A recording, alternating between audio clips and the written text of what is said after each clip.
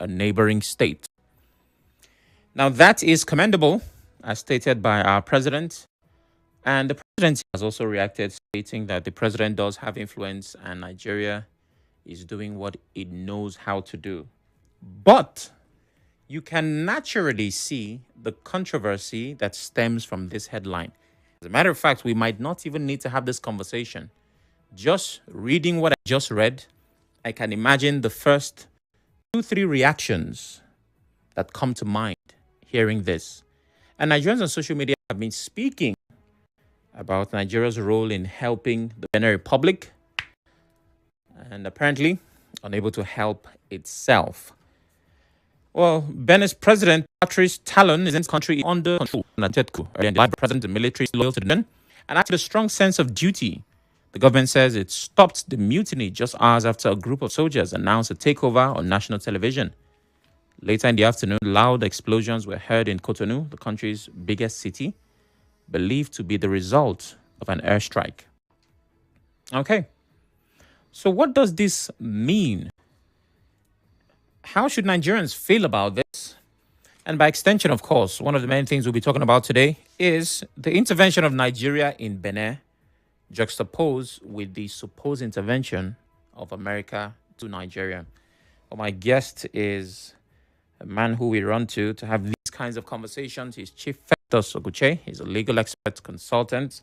He is a doctor, a chief, and of course, our go-to guest for legal and international matters. You're welcome, Chief. Thank you very much. How are you doing, sir? I'm all right. Very okay. Congratulations. Oh, thank you very much. I'm very much in order. I looked around for you. You were not in attendance. I know somehow something must have happened. Yes, but indeed. It's still all okay. Your son is a marriage. I am 28. Okay. So after the show, I will. Yes. You just write some notes, Exactly. some That's cheat what I will codes.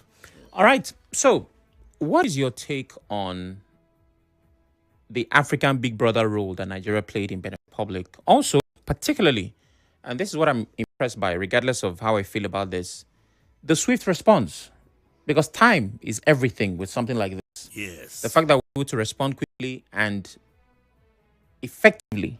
Yes. What's your take on that? Well, I commend President Tinubu for responding very swiftly with energetic dispatch, leaving nothing unturned, no stone unturned, and going into the issue straightforwardly.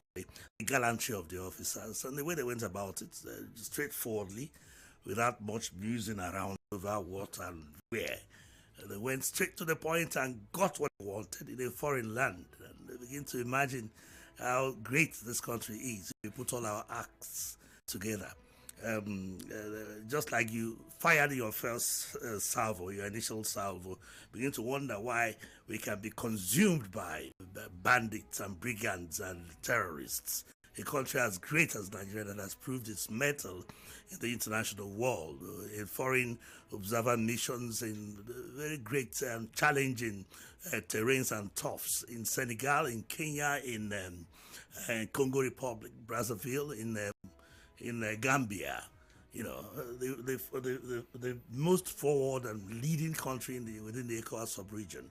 How it can be how do I put it, subjugated by criminal elements who do not even understand our terrain. It beats my imagination. I think it goes to prove that we are still solid on the ground, but there are things around us that's weighing this capacity down, which we should look into. You know, very, like a self-serving, self-sustaining mechanism that we ought to have put down on ground, or something that is missing in the manner and approach we are tackling with insecurity and with terrorism in this country.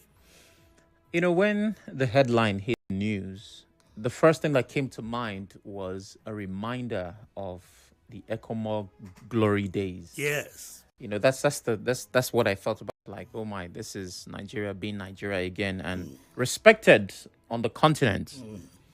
But now, of course, there are concerns as to the efficacy, or better yet, the effectiveness of our forces in quelling what happened in Benin and their deficiency in the country. Some might argue that, well, what we are dealing with is deep-rooted.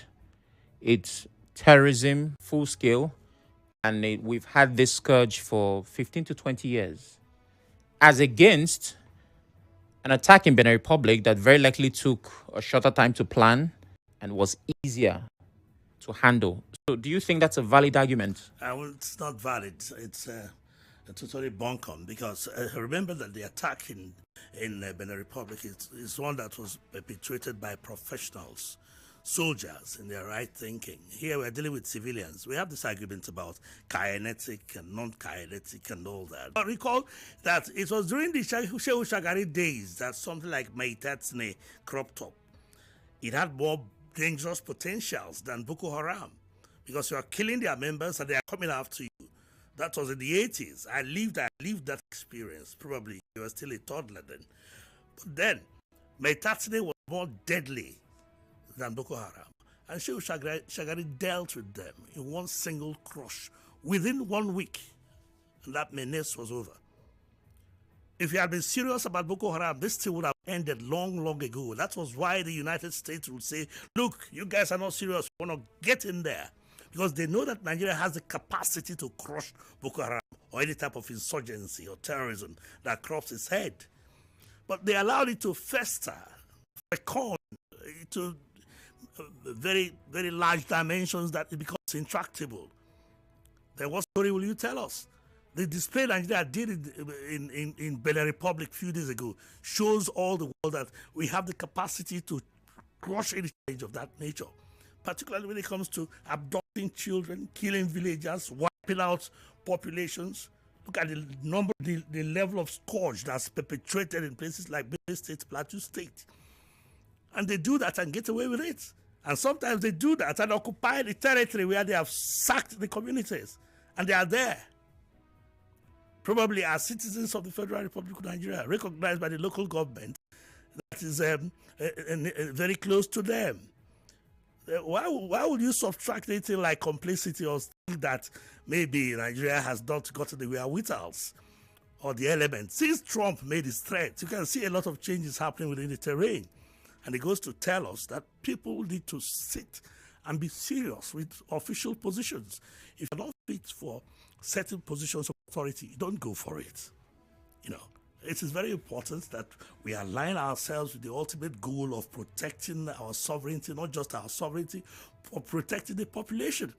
You know, they have that right to be protected by you. If you call yourself a sovereign entity, you cannot be banding sovereignty all over the place when your people are totally unsafe, vulnerable to all the ravages of terrorism, of death, of squalor, of pain and danger. So sovereignty is connected with the livelihood of the people, the security of the country, and what comes after it. And so if you lay your claim on sovereignty, then you must put everything together to ensure that you maintain that sovereignty, very importantly. Okay, Chief. So let's look at precedents and the need for an equilibrium. If I were a corruptible judge, for example, and I have erred in judgment, and everybody saw it, because of that action, the next time somebody, maybe I spared my own son, something like that, who was a drug dealer, and the punishment is death, and somehow he doesn't die, right? Again, this is hypothetical. Yes. The next drug dealer that comes to my court will have to go because the entire world is now watching. And I painted that picture because the reaction of Nigerians have echoed your thoughts.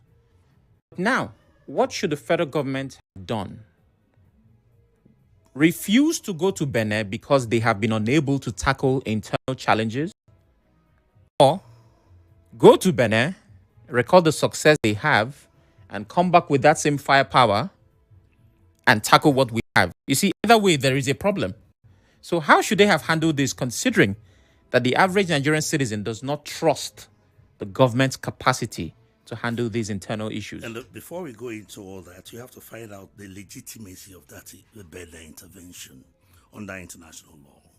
It has been effective, but to what extent do you think that a unilateral action by a state that defies international law, particularly the United Nations Charter non-intervention, non-interference with the internal affairs of states. We are too close to a break, and I'm certain that we will be able to discuss this after the break. But I have to, for the purpose of reference, the president mentioned ECOWAS more than once in his statement. Did he go under the banner of ECOWAS? He acted unilaterally. He mentioned ECOWAS. I'm going to read his statement, right? Because I was particular. That he mentioned ECOWAS doesn't he? Did he even consult with the National Assembly? He said in line that, oh my, I will get that statement. We have a break coming up, but I will get that statement. Okay. Please stay with us. Sure.